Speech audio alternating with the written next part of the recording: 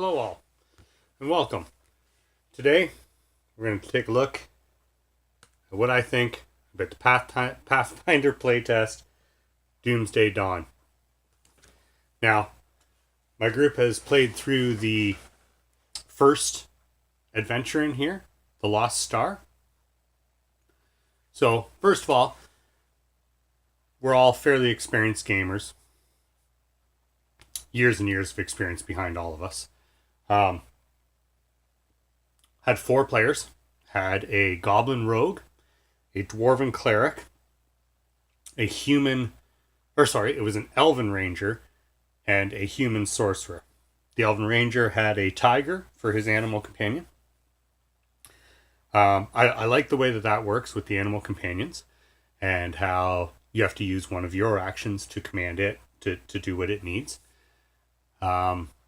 I like with the sorcerer, the spells, how some spells take multiple different components, meaning sometimes they only get a move and a single spell to cast. With the cleric, I really liked his positive channeling and how you could use 1, 2, or 3 actions to either do a touch, to do a range touch, or to do like a burst radius from him. Loved in the adventure itself.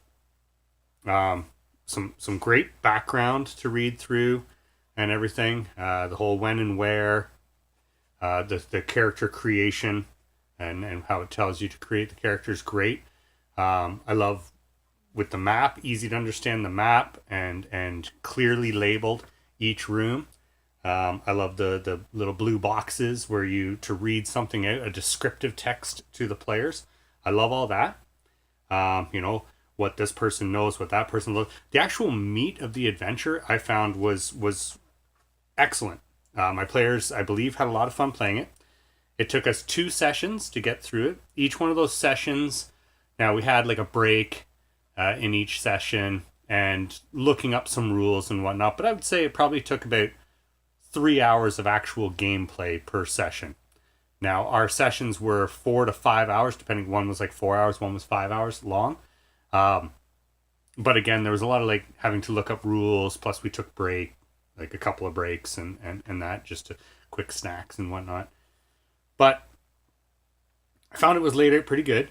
The ranger took the majority of the hits, and therefore was reduced in hit points quite a bit. But with the cleric's healing, was able to bring that up. Like the positive channeling. And then at one point, the ranger as well did drop to the 0 hit points. Now, that was from a series of criticals. He actually got critical twice by the bows, and they do quite a bit of damage on the criticals with the deadly. So they have the extra dice added to it. So it was like 2d6 plus a d10, I think, is what the bow's deadly was. So that's quite a bit damage to take at first level. But myself and the rest of my party, they all loved that. They loved how deadly the combat could be with the criticals. Everybody loved the fact that a critical success was if you either rolled a natural 20 or beat whatever your DC was by 10 or more. And same with the failing. So it really, by the time, if you're toe to toe and you get that third attack and you're minus 10, well, you're risking a critical fail there. And, I like to get quite creative with the critical failures, dropping all your ammunition for your bow or your crossbow, possibly hitting the guy that's beside you, stumbling, becoming prone, reducing your AC because you become, your stance is off. Maybe you become flat-footed. Up to the DM, get quite creative with some of your critical failures, and the players tend to love it. But be equally as creative with your critical successes. Thankfully, with the weapons now, a lot of weapons have some great funky ability that they're going to do on a critical success. We love that. Same with like your skills on critical successes and critical failures, how it actually lists what it does. We love that. But again, this is to talk about The Lost Star. So one of the things I didn't like about this Lost Star adventure, but it even mentions it in the start, how the player characters just jump right in.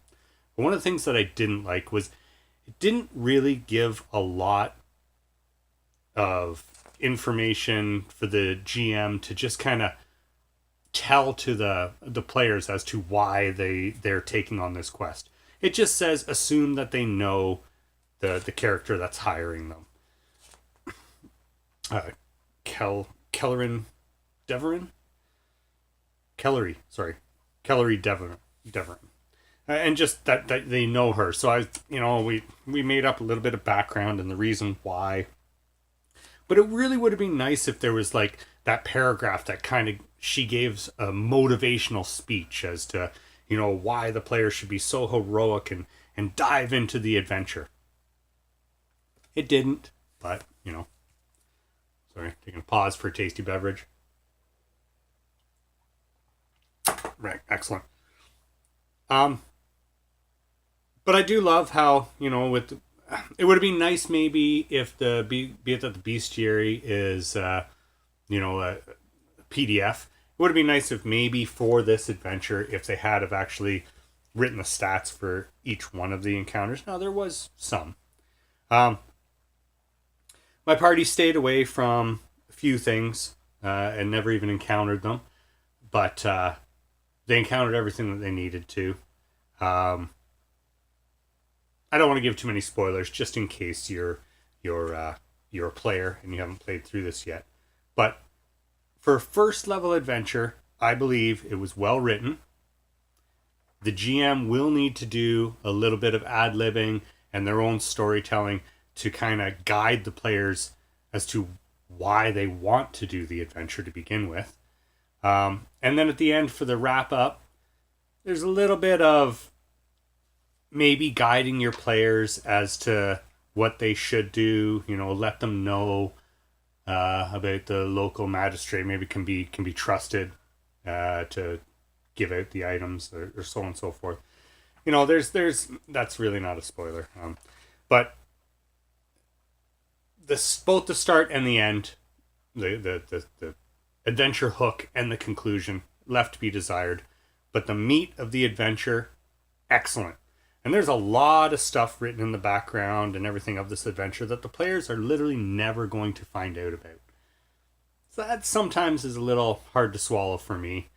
But it's good to be there because maybe your players are going to capture some things and question them. And then you have this quite detailed background as to what's going on in the adventure for them to be able to get the information out of their captured enemies. But all in all, again, this Doomsday Dawn, we've played the Lost Starts, the only one we've played so far. I'll continue. Tomorrow we're starting in on another adventure. It's going to be a homebrew because I just want to test and see what happens with the homebrew. And maybe I'll talk about that. But until then, guys, please like, subscribe, and remember, just have fun with it.